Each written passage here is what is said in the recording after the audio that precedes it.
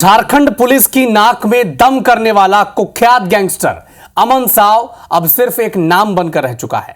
कैसे हुआ एनकाउंटर, जरा देखिए इस रिपोर्ट में।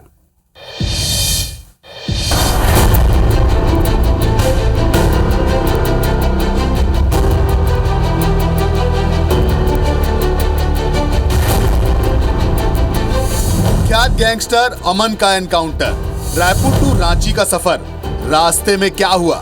सवाल कई, जवाब नहीं। क्या है एनकाउंटर का सच? पुलिस की परछाई, मौत की आहट। सोमवार को रांची पुलिस रायपुर पहुंचती है। देर शाम वो सेंट्रल जेल से अमन साव को लेकर रांची के लिए निकलती है।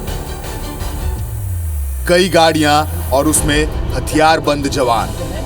रास्ता लंबा था, लेकिन ये रास्ता अमन को रांची के बजाय मौत तक ले जाएगा, इसका किसी को भी अंदाजा नहीं था।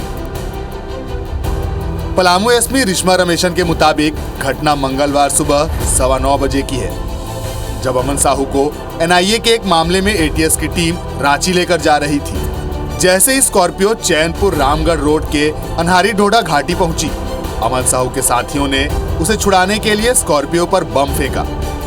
बमबाजी के बाद अमन साहू ने हवलदार राकेश कुमार के हाथ से राइफल छीनी और फायरिंग की कोशिश की। तभी जवाबी कार्रवाई में उसे मार गिराया गया। हवलदार की जांघ में गोली लगी। उसका इलाज एमएमसीएच पलामू में चल रहा है। अमन साहब जो है वो मारा गया पुलिस का एनकाउंटर में। हमारा एक जवान भी उसमें घायल है। अभी मैंने एक एसपी एटीएस को मैंने भेजा पलामू, और वहाँ की एसपी भी उसको देख रही है। पूरा उसकी जांच हो रही है कि कैसे कैसे हुआ, क्या हुआ। उसको पूछताछ के लिए नहीं लाया जा रहा था। वो रायपुर जेल के में एक रायपुर के मामले में उसको रायपुर भेजा गया था। फिर एक झारखंड के कोर्ट में उसकी ट्रायल के लिए उपस्थिति थी, तो उसको उसके लिए लाया जा रहा। ट्रांजिट पर था वो। अच्छा। और चूंकि वो एक बड़ा शातिर अपराध कर्मी है, इसको ट्रांजिट में लाने के लिए हम लोगों ने एटीएस की टीम भेजी थी। साधारण पुलिस की टीम नहीं थी, एटीएस की टीम थी। लेकिन फिर भी उसके साथ ऐसी घटना की, तो जिसके चलते अमन साहू झारखंड पुलिस के लिए सबसे बड़ी चुनौती था। उसके गिरोह के निशाने पर कोयला कारोबारी, ट्रांसपोर्टर्स, ठेकेदार, रियल एस्टेट कारोबारी और बिल्डर्स थे। अमन इनसे लगातार रंगदारी वसूल रहा था। बात नहीं मानने वालों पर वो खुलेआम गोलियां भी चलवाता था।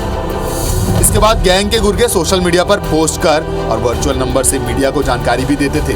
घटना को उनके ही गिरोह ने अंजाम दिया है। आखिर कौन था अमन साहू? आपको बताते हैं। रांची के छोटे से गांव मतबे का रहने वाला था।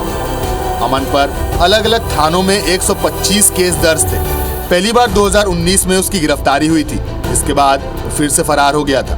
3 साल बाद 2022 में दोबारा गिरफ्तार हुआ। अमन जेल से ही गैंग को ऑपरेट करता था, ऐसी आशंका लगाई जाती है।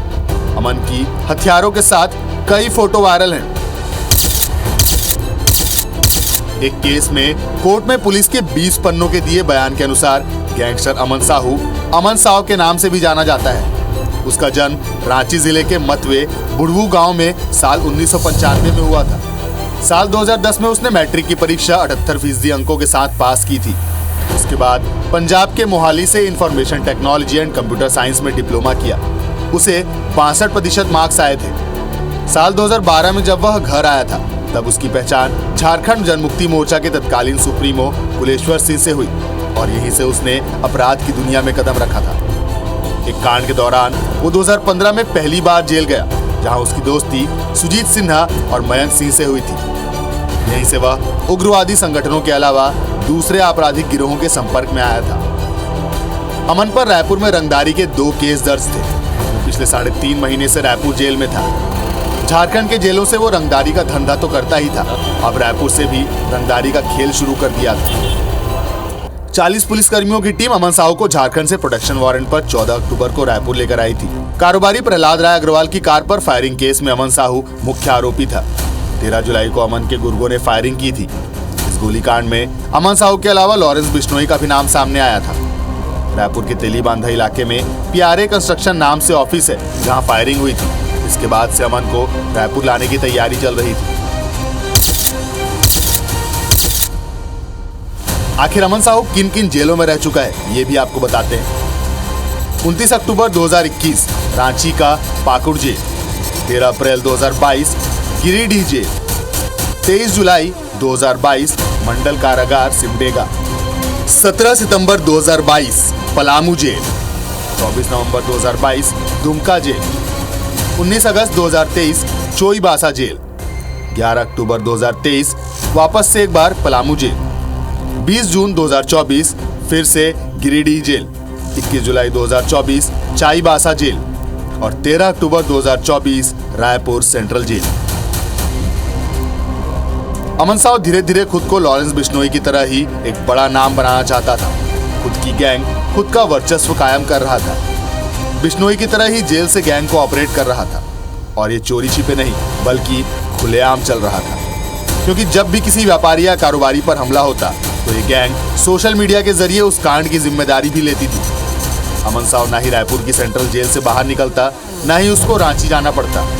लेकिन 7 मार्च को रांची के कोयला कारोबारी पर हुए जानलेवा हमले से झारखंड पुलिस पर एक बार फिर से सवाल खड़े होने लगे थे। रांची पुलिस रायपुर पहुंची और फिर अगली ही सुबह अमन साव एक कुख्यात गैंगस्टर की जगह अब सिर्फ एक लाश और नाम बनकर रह गया। वो कहावत है ना कि हर जुर्म का अंजाम मौत ही होती है। अब यह एनकाउंटर सही है या साजिश, ये तो जांच का विषय है, लेकिन सवाल तो उठेंगे ही। संदीप शुक्ला, IBC 24 रायपुर।